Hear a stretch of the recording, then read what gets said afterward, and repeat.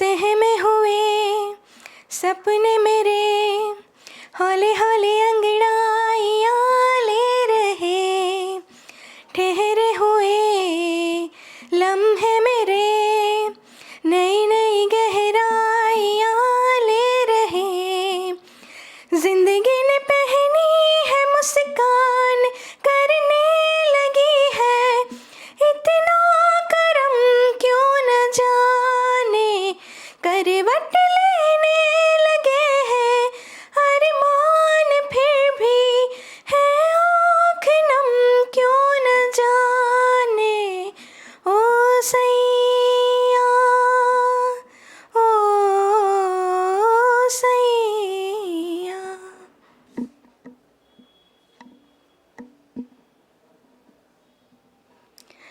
નમસ્કાર દર્શક મિત્રો, હું કૃતિ મેઘનાથી સરગમ કાર્યક્રમમાં આપનું સ્વાગત કરું છું।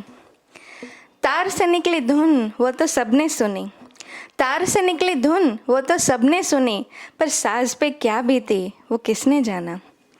મિત્રો, સંગીતના ક્ષેત્રની કોઈ પણ મહાન વ્યક્તિ હોય, એના સૂરની પાછળ એની અથાગ મહેનત અને પ્રયત્ન હોય છે। અથાગ મહેનત અને પ્રયત્નો પછી એના રિયાઝ બાદ આ સૂર અને શબ્દો પ્રગટે છે।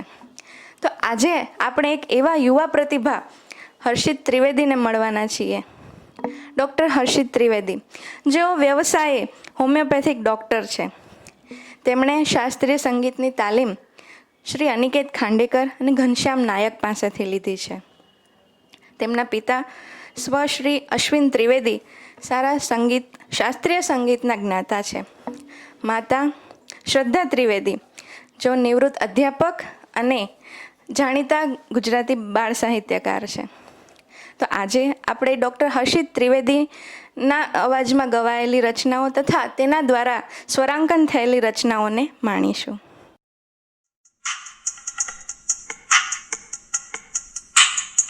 ચડને બેઠું ચોમાસું મને 16મું વરસ, જળને બેઠું ચોમાસું મને 16મું વરસ।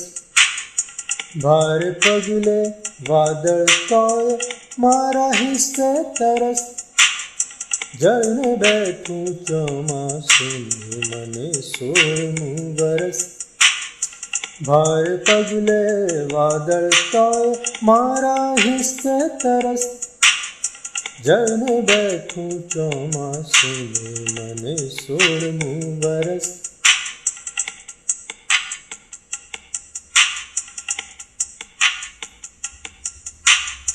છલ છલ થાતું પગલું ને પગલામાં તળાવ આખું, કંકુવર્ણી પાની કહેતી હું મહુડાને ચાખું। સગપણું ગયું શ્રાવણમાં ત્યાં મને ફૂટતું લાખું, ભીંજાવાની તરસે દોડી જળમાં પાસા નાખું।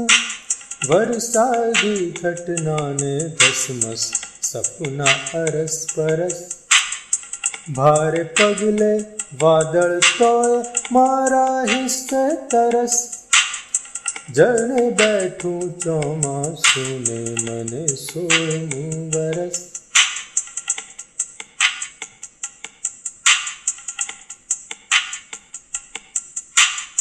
ફરફરતું કોઈ પાન લઈને પાન તરમાં ભરતી, ઝંઝાવાતો જળ આપે ને દર્પણ પાસે સરતી। મેવાના જળની ધારે હું વગર તરાપે તરતી, ટીપાનું તોરણ હું આખા નભુને બાંધી ફરતી। દોટ મૂકી વાદળને કીધું મન મૂકીને વરસ, ભારે પગલે વાદળ તોય મારા હિસ્સે તરસ, જળને બેઠું ચોમાસું ને મને 16મું વરસ। ભારે પગલે વાદળ તોય મારા હિસ્સે તરસ, જળને બેઠું ચોમાસું ને મને 16મું વરસ, મને 16મું વરસ, મને સૂરનું વરસ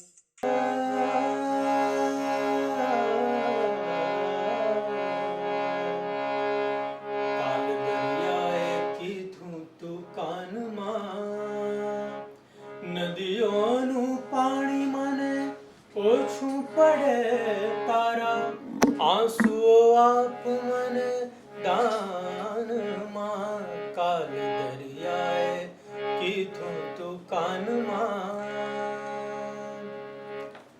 નમસ્તે.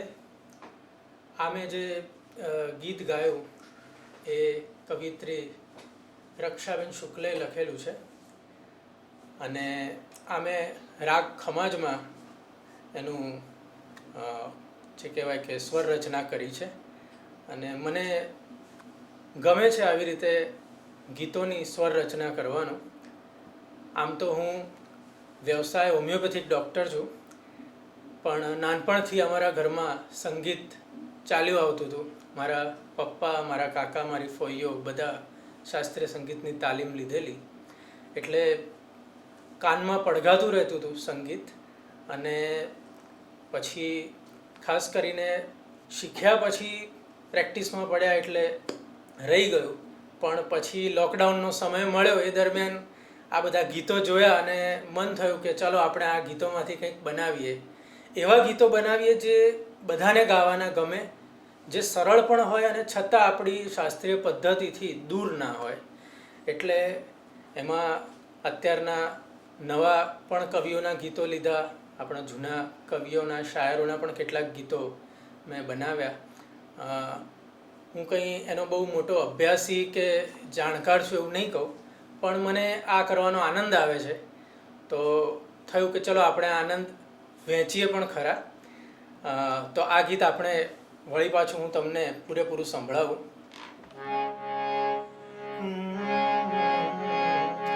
દરિયાએ હાથ જરા લંબાવ્યો આંસુની ખારપ જઈ દરિયાને વળગી. દરિયો પણ વાદળને પાણી આપે ને પછી રાખે એ ખારપને અળગી. તે દીથી દરિયો આ ક્યારા ભરે ને બધી ખારપ ઢોળે છે ખાનપાનમાં. નદીઓનું પાણી મને ઓછું પડે તારા આંસુઓ આપ મને દાનમાં. કાલ દરિયાએ કીધું તું કાનમાં. નદીયું એ દરિયાને માપ્યો તો આંખોએ મારી પણ એને જઈ ચાખ્યો. નદીઓની મીઠપને ઝીલીને આંસુના ભેજનો મલાજો પણ રાખ્યો. આંસુની જળહળથી મોતી ડરે વાત મછવારણ સમજી ગઈ સાનમાં. નદીઓનું પાણી મને ઓછું પડે તારા આંસુઓ આપ મને દાનમાં. કાલ દરિયાએ કીધું તું કાનમાં. હકીકતમાં આ બધા જે ગીતો બનાવ્યા એની શરૂઆત મૂળ રીતે થઈ હતી કે કેટલાક હાલરડાઓ જોયા મેં, અને એ થયું કે આ હાલરડા આપણે હવેની સંસ્કૃતિમાં બહુ ગવાતા નથી, અને જો એને ગાઈ શકાય એવા સરળ સ્વરૂપમાં જો આપણે મૂકીએ તો હવેની પેઢીમાં હાલરડા ગવાય એ બહુ જરૂરી એટલા માટે પણ છે કે આપણી ગુજરાતી ભાષાને જો જાળવવી હશે, જો સાચવવી હશે, તો દરેક માતાએ ગુજરાતીમાં પોતાના બાળક સાથે વાત કરવી પડશે. અને એ મને લાગ્યું કે જો આપણી સંસ્કૃતિને જાળવવી હોય, સાચવવી હોય, તો આપણી ભાષાને સાચવવી પડશે. અને આપણી ભાષા માટે થઈને ભાષાના ગીતો અને સંગીત થ્રુ એને જો એના માધ્યમથી એને વ્યક્ત કરવામાં આવે તો એની ઉંમર વધી જશે. એટલે એવું એક જે હાલરડું છે એ પણ હું આપને સંભળાવું. વસ્તુ ખૂબ અગત્યની છે કે એમાં શબ્દો બહુ જ સરળ સીધા હોય, પણ એને કોઈ ક્લાસિકલ રીતે કે બહુ અઘરી રીતે નથી ગાવાનું હોતું. એટલે સરળ શબ્દોમાં ધીમેથી ગવાય એની જ એક મજા હોય છે. સોનાનો ઝૂલો રેશમની દોરી, ઝૂલામાં પોઢી છે ચાંદ ચકોરી. સોનાનો ઝૂલો રેશમની દોરી, ઝૂલામાં પોઢી છે ચાંદ ચકોરી. ઝૂલો માડી ઝૂલાવે, ઊંચે ગગનમાં જાય. ઝૂલો માડી ઝૂલાવે, ઊંચે ગગનમાં જાય. બેની બહુ હરખાય, થઈ થઈ નાચે ગાય. સોનાનો ઝૂલો રેશમની દોરી, ઝૂલામાં પોઢી છે ચાંદ ચકોરી. સોનાનો ઝૂલો. પરીઓના ટોળા આવે, મઘ મઘતા ફૂલડા લાવે. પરીઓના ટોળા આવે, મઘ મઘતા ફૂલડા લાવે. ચાંદા મામા ઢોળે રૂપ કટોરી. ચાંદા મામા ઢોળે રૂપ કટોરી. સોનાનો ઝૂલો રેશમની દોરી, ઝૂલામાં પોઢી છે ચાંદ ચકોરી. તો જોયું ને, હાલરડાની પણ એક અલગ મજા હોય છે. પણ આ હાલરડાનું એકચ્યુઅલી પુસ્તક મારા હાથમાં આવ્યું એનું કારણ મારી મમ્મી, જે ખૂબ જાણીતી સાહિત્યકાર છે, આપ શું ઓળખતા હશો, શ્રદ્ધાબેન ત્રિવેદી. એમનું એક કલેક્શન છે પુસ્તકનું હાલરડાનું, અને એને કારણે મને આ મન થયું. તો હવે થોડુંક આપણે એની પાસેથી પણ જાણીએ એની સાહિત્ય સફર વિશે, બાળકો વિશે, બાળ સાહિત્ય વિશે. તો મારા દીકરા હર્ષિતે જે હાલરડું ગાયું એના સંદર્ભમાં એક વાત કહું કે મારે બીજો દીકરો, એને ત્યાં દીકરો આવ્યો વરેણ્ય. એટલે એને સુવાડતી વખતે ગાવાની શરૂઆત થઈ એ વખતે મને વિચાર આવ્યો કે આધુનિક સ્ત્રીઓ વ્યવસાયને કારણે આ ગાયને પોતાના બાળકોને સુવાડી શકતી નથી. તો લાવને હું થોડા હાલરડા ભેગા કરું અને એક સંપાદન કરીને મૂકું અને કોઈ ગાય. અને બહુ સરસ મેં 6-8 મહિના ગુજરાતી સાહિત્ય પરિષદની લાઇબ્રેરી, વિદ્યાપીઠની લાઇબ્રેરી, લોક સાહિત્યમાંથી અને સર્જકોએ લખેલા એ બધા કરીને એક બહુ સરસ આખું પુસ્તક તૈયાર કર્યું અને ગુર્જરમાં મનુભાઈને આપ્યું. તો મનુભાઈએ કહ્યું કે બેન, આમાં બધા હાલરડા છે પણ થોડી સૈદ્ધાંતિક ચર્ચા આવે તો પણ સારું. અને એટલે મેં એમાં થોડો લેખ લીધા અને એ રીતે એક સંપૂર્ણ સરસ સંપાદન થયું. એનું નામ છે હેતે ગાઉં હાલરડા. એટલે આમાં લોક સાહિત્યના પણ છે અને એ વખતે મેં જોયું કે આપણે મેઘાણીના તો ઘણા છે, પણ જુદા જુદા સામયિકોમાં પણ આપણને ઘણા સરસ હાલરડામાં મળી રહે છે. જ્ઞાતિ પ્રમાણે પણ હાલરડા મળે છે. તો આ મારા પૌત્ર નિમિત્તે મેં આખું જે હાલરડાનું સંપાદન કર્યું એનો ઉપયોગ અત્યારે લોકડાઉનના સમયે મારા દીકરાએ એમાંથી થોડા હાલરડા ગાઈ અને પોતાની જે સંગીતની આખી જે રુચિ હતી એને અભિવ્યક્ત કરી. નાનપણથી એના પિતાને કારણે સંગીતનો શોખ બંનેને, પણ એમાં હર્ષિતને વધારે. અમે લોકો જ્યારે જોધપુર રહેવા ગયા ત્યારે એ ત્યાં ખાંડેકર બ્રધર્સના જે ક્લાસ હતા એમાં પણ એણે થોડો અભ્યાસ કર્યો. અને એ લોકો નાના હતા ત્યારે અમે જ્યારે રાયપુર રહેતા હતા ત્યારે એના પપ્પાએ આ બાળકોને સંગીતનું જ્ઞાન મળે એ માટે એક એમના મિત્ર ઘનશ્યામ નાયક એમને ઘરે બોલાવતા હતા. અને એ રીતે સંગીતના બીજ બંનેમાં પડ્યા, એને થોડું પોષણ મળ્યું અને આ લોકડાઉને એને વધારે સરસ અભિવ્યક્ત કરવાની તક આપી. એટલે સંગીતનો વારસો એ રીતે એને પિતા પાસેથી મળ્યો અને અત્યારે સંગીતનો આનંદ અમે બધા જ એને કારણે પણ માણી શકીએ છીએ. હવે જ્યારે આ હલરડાની વાત થાય છે ત્યારે હું પહેલાં એક વાત કહું કે આ તો મારા પૌત્રના નિમિત્તે મેં હલરડા લખ્યા, એટલે સંપાદન કર્યું. મેં પણ લખ્યા એમાં એ નિમિત્તે જ. પણ એ પહેલાં મારા પુત્રોને કારણે મને બાળ સાહિત્ય તરફ પીએચડી કરવાનું આખું મન થયું. હું સાહિત્ય પરિષદમાં કામ કરતી હતી એ વખતે, અને મારા બધા સહકાર્યકરો કે બેન તમે પીએચડી કરી નાખો. અને એ જ વખતે બંને દીકરાઓ નાના અને રોજ રાત પડે એમ કે મમ્મી વાર્તા કે. તો એ વાર્તાઓમાંથી જ મને વિચાર આવ્યો કે લાવને હું ગુજરાતી બાળ વાર્તા ઉપર જ કેમ પીએચડી ના કરું. અને લગભગ ઘણા વર્ષોની 6 વર્ષની મહેનતને અંતે છેક પ્રારંભથી 1990 સુધીનો આખો મેં બાળ સાહિત્યનો અભ્યાસ કર્યો અને એ 3 ભાગમાં એ પ્રકાશિત પણ થયો. અને એના પહેલા ભાગને રાજ્ય સરકારનું ઇનામ પણ મળ્યું. ટૂંકમાં સંતાનોના નિમિત્તે આખું બાળ વાર્તાનું પીએચડીનું કામ થયું. અને એ જ્યારે એનો અભ્યાસ થયો ત્યારે જ મને ખ્યાલ આવ્યો, મને એકલીને નહીં પણ ઘણા બધા બાળ સાહિત્યકારો પણ પછી મને કહેવા લાગ્યા કે બેન તમે આ પીએચડી કર્યું ત્યારે અમારું કામ હવે સમાજ પાસે મુકાય છે.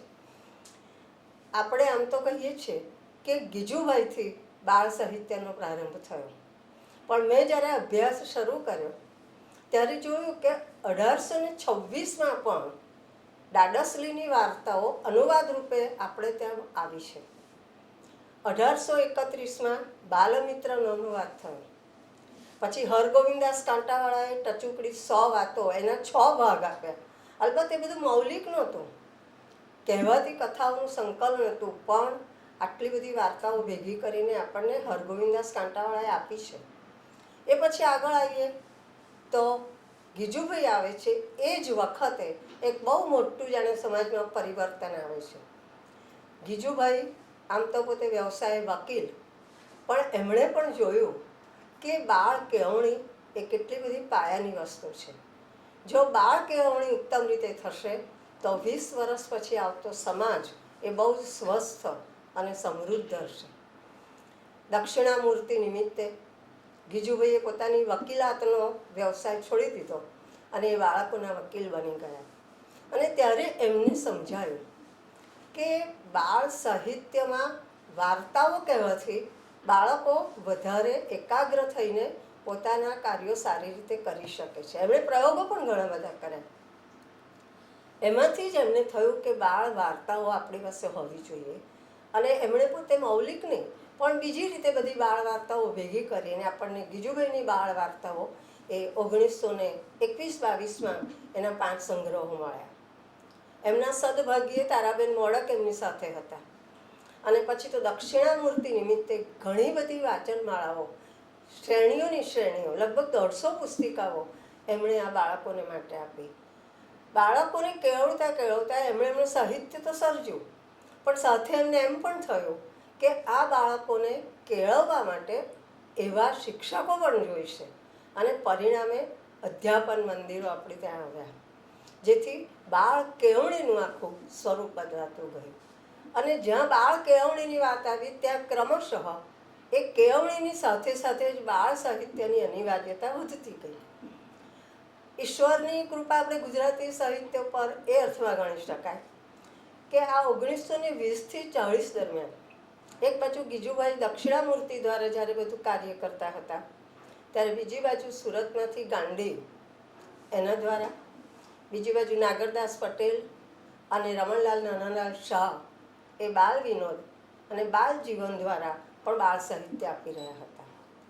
ટૂંકમાં એમ કહી શકાય કે 1921થી 1940નો જે ગાળો હતો એ બાળ સાહિત્ય માટે ઉત્તમ હતો. કારણ કે એ વખતે બધા જ લેખકો પોતાનો એક ધર્મ છે એમ માનીને બાળ સાહિત્યમાં કામ કરતા હતા. એ જ વખતે હંસા મહેતા પાસેથી આપણને બાળ વાર્તાઓ આવી. એટલે આ બધા સર્જકોને કારણે આપણને એક સમૃદ્ધ બાળ સાહિત્ય, સત્વશીલ બાળ સાહિત્ય પ્રચુર માત્રામાં મળે. અને એ વખતે અત્યારે જે આપણે બધા વિષયોની વાતો કરીએ છીએ બધા જ વિષય એ વખતે પણ વાર્તાઓ અને સાહિત્ય હતું. વિજ્ઞાનની કથાઓ એ વખતે પણ આપણને સરસ મળી છે કલ્યાણરાય જોશી વગેરે દ્વારા. પછી 1950 પછી ગુજરાતી બાળ સાહિત્યની દશા અને દિશા બંને થોડા બદલાઈ ગયા. પછી મળ્યું ઘણું આપણને. એ 60 પછીથી આપણે જ્યારે ગુજરાત રાજ્ય સ્વતંત્ર થયું, અલગ થયું, એટલે એને ઘણી બધી એ રીતે પ્રોત્સાહનની યોજનાઓ મળી, એટલે એનો પ્રચાર ખૂબ થયો. અને આ બંનેની વચ્ચે એટલે 1940થી 1960 એના વચ્ચેના ગાળાનો જો વિચાર કરીએ તો આપણને જીવરામ જોશી અને રમણલાલ સોની આ બે એવા સર્જકો મળ્યા જેમણે એ વખતના આખા યુગના એટલે જે અત્યારે વૃદ્ધ છે એ બધાને એમણે પોતાના બાળ સાહિત્યથી પેલા મિયા ફુસ્કીથી અને ગલબા શિયાળથી બધાને ન્યાલ કરી દીધા. આ બંનેનું પ્રદાન તો એમના મરણ સુધી રહ્યું. અને 1960 પછી બીજા પાછા થોડા નવા સર્જકો બાળ સાહિત્ય ક્ષેત્રે આપણે કહીએ ને કે બરોબર ધૂણી ધખાવીને કામ કરે એવા મળ્યા. ઓછા મળ્યા છે. ઘણાએ બાળ સાહિત્ય લખ્યું છે, પણ જેણે પોતાનું મોટા ભાગનું જીવન એની પાછળ જ ગાળ્યું હોય એવા બે મુખ્ય સર્જકો ગણી શકાય. એક હરીશ નાયક અને બીજા યશવંત મહેતા. આ ઉપરાંત ક્રમશઃ જુદી જુદી યોજનાઓ નિમિત્તે અને જુદી રીતે અને બીજું વાલીઓ પણ થોડા સભાન થતા ગયા. પોતે એજ્યુકેટ, પોતે ભણ્યા એટલે એમને બાળ સાહિત્યની અનિવાર્યતા પણ સમજાતી ગઈ. એટલે સારું સારું બાળ સાહિત્ય વાલીઓ તો સજાગ થયા, શિક્ષકો સજાગ થયા, પ્રકાશકો સજાગ થયા અને પરિણામે આધુનિક બધી જ મુદ્રણ વ્યવસ્થાની સાથે રંગીન અને ચિત્રમય એવું બાળ સાહિત્ય વિપુલ પ્રમાણમાં પછી તો બહાર પડવા માંડ્યું. દરેક વખતે કંઈ ઉત્તમ ને સારું જ સાહિત્ય આવ્યું છે એવું નહીં કહેવાય, પણ એટલે જ આપણે કહીએ ભરતી આવે ત્યારે થોડા મોતીની સાથે થોડો કચરો પણ આવી જાય, પણ થોડા મોતી એ નિમિત્તે આપણને મળ્યા. અને જેણે બહુ સભાનતાથી કામ કર્યું છે બાળ સાહિત્ય ક્ષેત્રે એવા ઘણા સર્જકો આજે પણ કામ કરી રહ્યા છે. એટલે મારે જ્યારે મારા બાળકોના અભ્યાસનું એટલે વાર્તા કહેવાનો વાત થઈ એમાંથી હું આખી આ બાળ સાહિત્ય તરફ વળી. અને સર્જકતા હશે જ. મારા પિતા પણ થોડુંક મારા પિતા પણ ઘણું સારું વાંચતા, મારી માતા સરસ ગાતી, એટલે એ બધું પડ્યું હશે. અને આ પીએચડીનો અભ્યાસ કર્યો. પરિણામે મેં પણ એ જ વખતે વાર્તાઓ લખવાની શરૂ કરી. મારો પણ પહેલો જ સંગ્રહ 82માં સાહિત્ય પરિષદની નીલકંઠી શ્રેણીમાં બહાર પડ્યો. અને પછી આજ સુધી બાળકોના નિમિત્તે પછી બાળકો મોટા થતા જાય એમ એમની પ્રક્રિયાઓ જોઈને આપણે સમાજની આજુબાજુ જે બધા બાળકોને કામ કરતા જોઈએ, રમતા જોઈએ, એમની ભાષા જોઈએ, આ બધાના સંદર્ભમાં વાર્તાઓ લખાતી ગઈ. આજે તો આપણી પાસે ઘણા વાર્તાકારો છે, ઘણા નવી નવી કલમો આવતી જાય છે. એમાં શાસ્ત્રીયતાની રીતે પણ આપણે વિચારીએ, કલ્પનાની રીતે વિચારીએ, વૈજ્ઞાનિક અભિગમોની રીતે વિચારીએ, પરિકથાઓ, આ બધાનો પ્રભાવ. અને બીજું એક મહત્વનું કે પરદેશી વાર્તાઓના પ્રભાવ પણ આપણે ત્યાં ખૂબ પડ્યો, ખાસ કરીને પરિકથા માટે.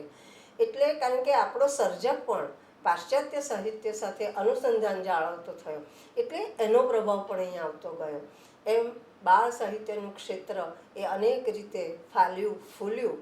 હજી આજે પણ એમાં સરસ નવી કલમો આવી રહી છે, એનો આનંદ છે. જેમ હરીશ નાયક અને યશવંત મહેતાએ આપણને વિપુલ સાહિત્ય આપ્યું, એમ ઉચ્ચ કક્ષાની બાળ વાર્તાઓના સંદર્ભમાં જો વિચાર કરીએ તો લાભશંકર ઠાકર, જેની નવાઈ લાગે આપણને કે આધુનિક કવિ બાળ સાહિત્યમાં કેવી રીતે આવ્યા. પણ એમને હૃદયરોગનો હુમલો થયો અને ડૉક્ટરે હળવું લખવાનું કહ્યું અને એમણે જે હળવું લખ્યું એ ઉત્તમ બાળ સાહિત્ય લાઠા દાદાની બાળ વાર્તાઓ. બીજા એવા એક સરસ સર્જક મોટા પ્રવાહના જે મુખ્ય પ્રવાહનામાંથી જેમણે લખ્યું એ ઘનશ્યામ દેસાઈ. આ બંને સર્જકોએ આપણને સરસ બાળ વાર્તાઓ આપી. અને 2000ની સાલ પછી જો આપણને સરસ બીજી વાર્તાઓ મળી હોય તો તે ચંદ્રકાંતભાઈ શેઠ પાસેથી.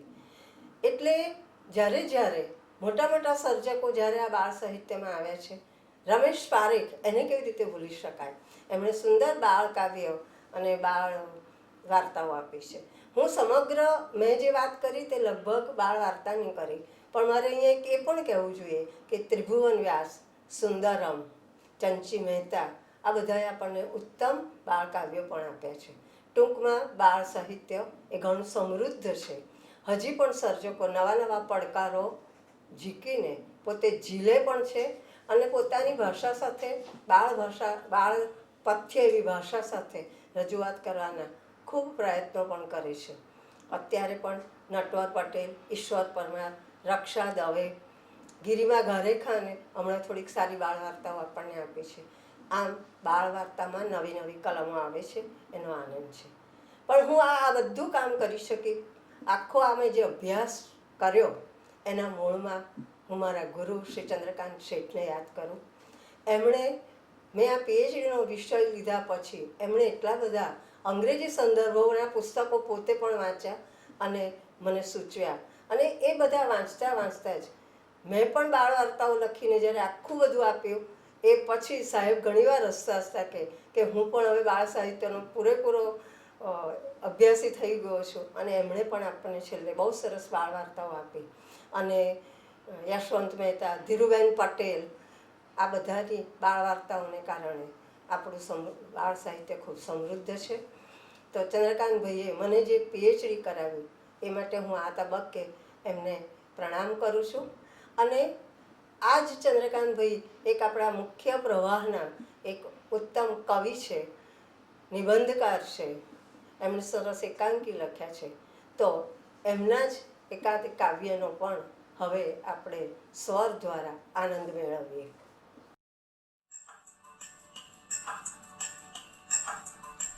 અમથું ગવાય એ જ ગીત, અમથું ગવાય એ જ ગીત, અમથું ગવાય એ જ ગીત, અમથું ગવાય એ જ ગીત. પાંદડું ખરે ને સહેજ કંપે છે ડાળ, પછી કૂંપળ ફૂટે છે એ જ પ્રીત, અમથું ગવાય એ જ ગીત, અમથું ગવાય એ જ ગીત, અમથું ગવાય એ જ ગીત.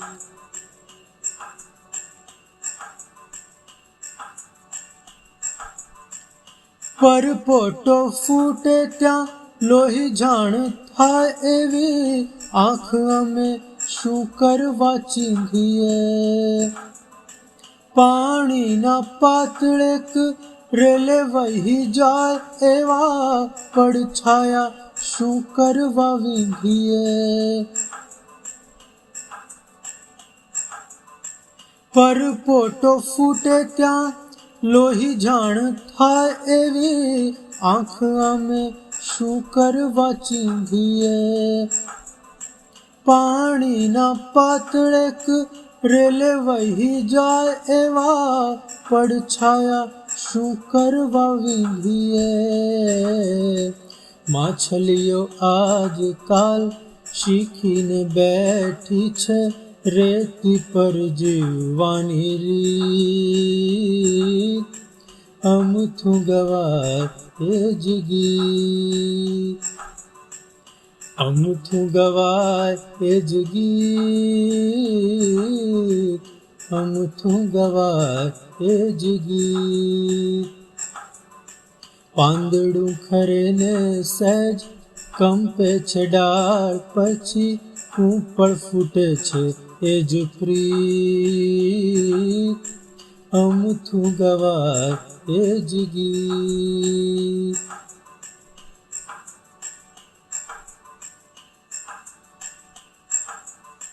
પીછું ઉડીને એક પંખી થઈ જાય એવી ભ્રમણામાં શું કરવા રહીએ?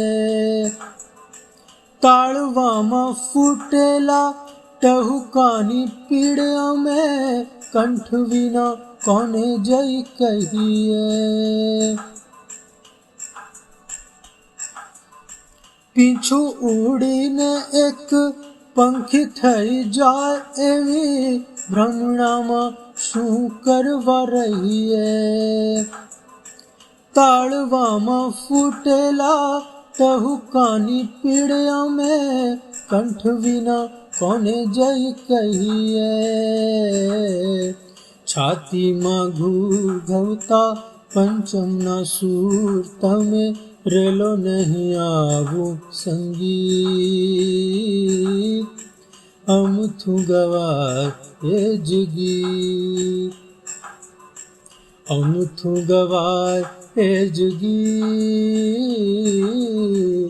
અમથું ગવાય એ જ ગીત. પાંદડું ખરે ને સહેજ કંપે છે ડાળ, પછી કૂંપળ ફૂટે છે એ જ પ્રીત, અમથું ગવાય એ જ ગીત, અમથું ગવાય એ જ ગીત, અમથું ગવાય એ જ ગીત, અમથું ગવાય એ જ ગીત, અમથું ગવાય એ જ ગીત.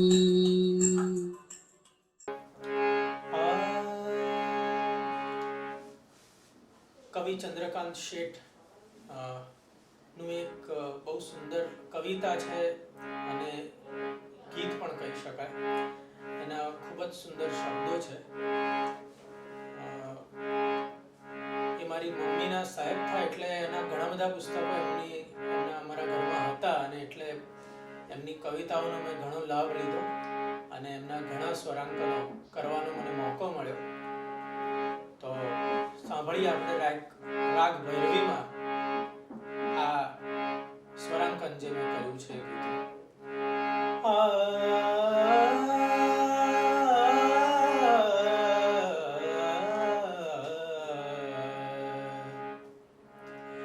કે છે કે આ અજવાળામાં એની નજર ભળી છે, કેમ પરખવી મારે, કેમ પરખવી મારે. કે છે કે આ ગ્રહ તારામાં એની કથા લખી છે, કેમ વાંચવી મારે, કેમ વાંચવી મારે. શબ્દે શબ્દે એના અર્થ ભર્યા છે, શ્વાસે શ્વાસે એના પ્રાસ મળ્યા છે. શબ્દે શબ્દે એના અર્થ ભર્યા છે, શ્વાસે શ્વાસે એના પ્રાસ મળ્યા છે. ગાને ગાને હલક હેતની, ગાને ગાને હલક હેતની એની જમી રહી છે, કેમ ઝીલવી મારે, કેમ ઝીલવી મારે. કે છે કે આ અજવાળામાં એની નજર ભળી છે, કેમ પરખવી મારે. પરણે પરણે એનું તેજ લસે છે, પુષ્પે પુષ્પે એના હોઠ હસે છે. પરણે પરણે એનું તેજ લસે છે, પુષ્પે પુષ્પે એના હોઠ લસે છે. લહેરે લહેરે સુવાસ એની લહેરે લહેરે, સુવાસ એની મધુમય ફરી વળી છે, કેમ માણવી મારે, કેમ માણવી મારે. ઘટ પન ઘટ એનું વાલ વહે છે, પગલે પગલું એની ચાલ કહે છે. ઘટ પન ઘટ એનું વાલ વહે છે, પગલે પગલું એની ચાલ કહે છે. કણ કણ એની કરુણા કેવી, કણ કણ એની કરુણા કેવી અઢળક ઢળી રહી છે, કેમ પામવી મારે, કેમ પામવી મારે. કહે છે કે આ અજવાળામાં એની નજર ભળી છે, કેમ પરખવી મારે, કેમ પરખવી મારે. તો ચંદ્રકાંત શેઠના આવા ઘણા બધા ગીતો મેં મુખ્યત્વે શાસ્ત્રીય સંગીત પર આધારિત રાગોની રચના બનાવી અને એમને પોતાને ખૂબ ગમ્યા અને એમણે એમનો આનંદ વ્યક્ત કર્યો. ત્યારે મને પણ થયું કે મારે ખરેખર આ દિશામાં થોડું વધારે કામ કરવું જોઈએ. અને એટલે બીજા આપણા એવા જાણીતા કવિઓ કે જેમના ખરેખર ખૂબ સુંદર ગીતો આપણા સાહિત્યમાં છે પણ આપણને ખબર નથી અથવા એમ કહેવાય કે લોકો સુધી પહોંચ્યા નથી. અને એનું મુખ્ય કારણ મને એ લાગ્યું કે એ સરળ રીતે ગવાયા નથી. જો સરળ રીતે ગવાય અને કોઈ પણ વ્યક્તિ ગાઈ શકે એવી રીતે જો એને બનાવવામાં આવે તો આપણા ગુજરાતી ગીતોમાં એવું ઘણું સાહિત્ય છે જે લોકો સુધી પહોંચે પણ ખરું અને લોકો ગાય પણ ખરા. એવા જ એક ખૂબ જાણીતા આપણા કવિ શાયર અમદાવાદના આપણા આદિલ મંસૂરી સાહેબ, એમની ઘણી બધી ગઝલો છે, ઘણી બધી જાણીતી છે. અને ગઝલોને કોમ્પોઝ કરવી થોડી અઘરી એટલા માટે હોય કે ગીતમાં જે લય એક આવી જતો હોય છે એ ગઝલમાં બનાવવો પડતો હોય છે. પણ તેમ છતાં મેં પ્રયત્ન કર્યો અને એક એમની ગઝલ છે એ હું આપને ગાઈને સંભળાવું. એની એક બે પંક્તિ જ સંભળાવીશ જે રાગ કેદાર ઉપર આધારિત છે. અને એ તમે આપણે રાગ સાથે કોઈ શાસ્ત્રીય સંગીત કે એમાં વ્યવસ્થિત રીતે જો કોમ્પોઝ કરેલું હોય ગીત ગઝલ તો કેટલું સરસ લાગી શકે એનું આ બહુ સરસ ઉદાહરણ છે. તો હું આપને સંભળાવું.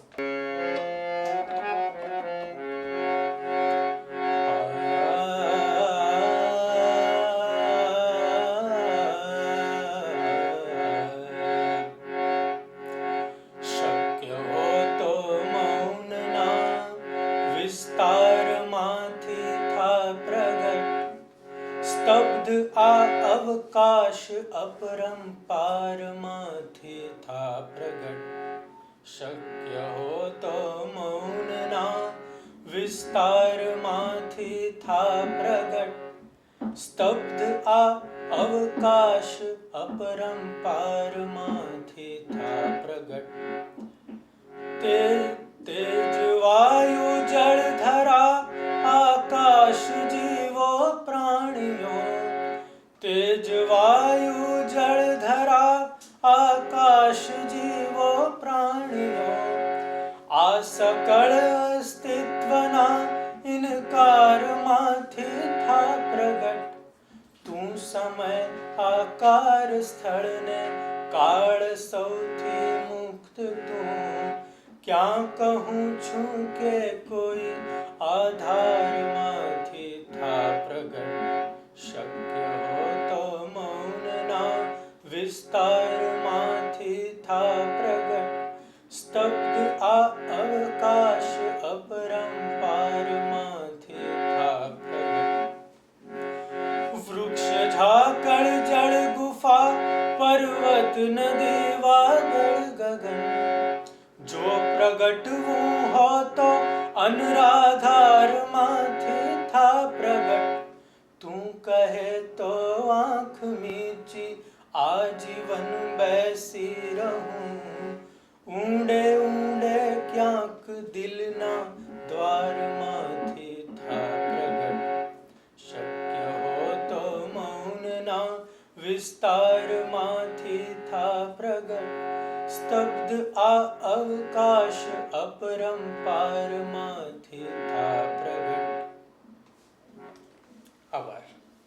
સંગીતના સૂર સા રે ગ મ અને છૂટા પાડીએ તો સારે ગમ એટલે કે બધા દુઃખ દર્દ, આપણા બધા દુઃખ દર્દ હરી લે એ સંગીત.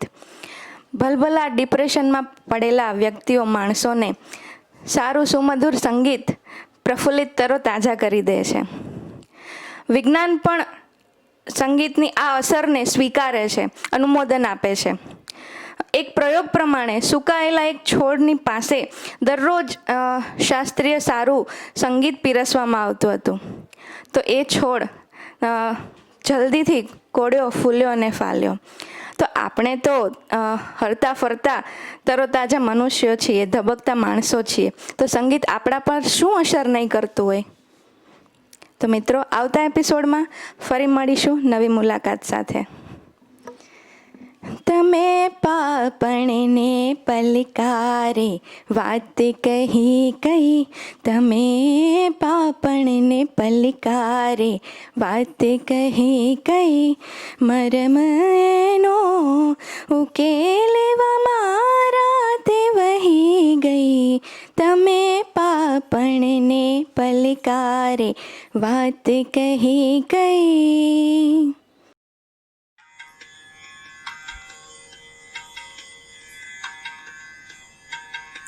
નવા યુગને સ્વીકારી લે, ફરી આ ક્ષણ નહીં આવે. નવા યુગને સ્વીકારી લે, ફરી આ ક્ષણ નહીં આવે. સમયનો હાથ ચાલી લે, ફરી આ ક્ષણ નહીં આવે. નવા યુગને સ્વીકારી લે, ફરી આ ક્ષણ નહીં આવે.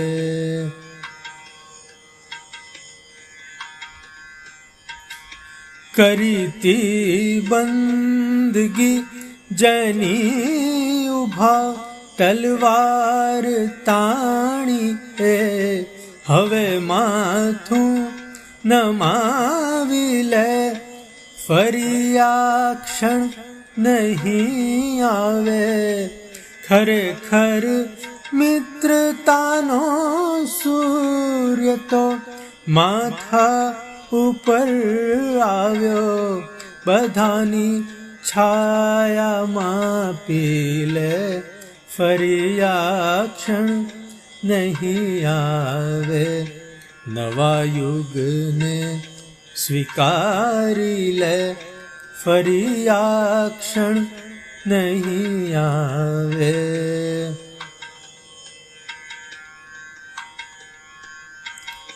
ઉતારે છે બધા મિત્રો કબરમાં, જાગ બેઠો થા જરા આભાર માની લે, ફરી આ ક્ષણ નહીં આવે. પરોઢે ફૂલના ગાલે સરકતું ઓસ બિંદુઆ, નર્યું અમૃત છે ચાખી લે, ફરી આ ક્ષણ નહીં આવે. નવા યુગને સ્વીકારી લે, ફરી આ ક્ષણ નહીં આવે.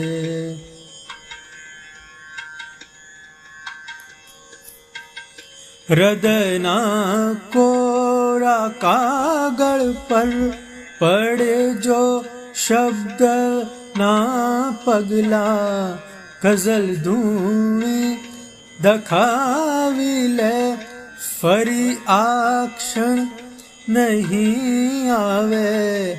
તને જોવા બધા ઉત્કટ થઈ ઝંખે છે દર્શન દે. ગમે તે રૂપ ધારી લે ફરી આ ક્ષણ નહીં આવે. નવા યુગને સ્વીકારી લે ફરી આ ક્ષણ નહીં આવે.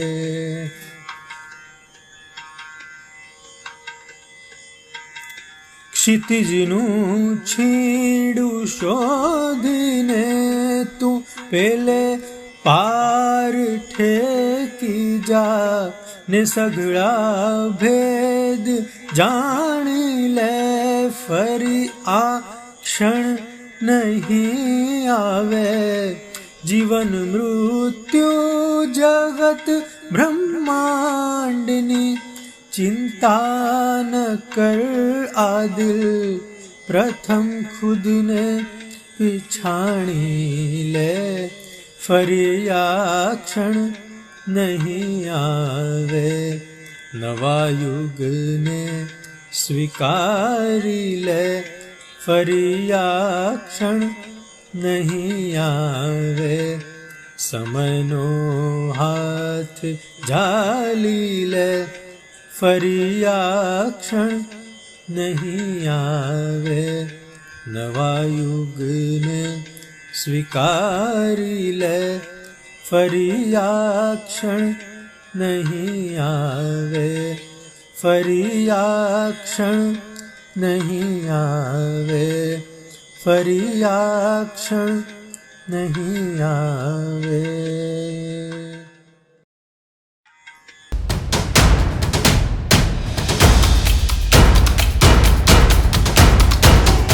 અવનવી માહિતી મેળવવા અમારી ચેનલને સબસ્ક્રાઇબ કરો અને બાજુમાં આપેલ બેલ આઇકન પર ક્લિક કરો.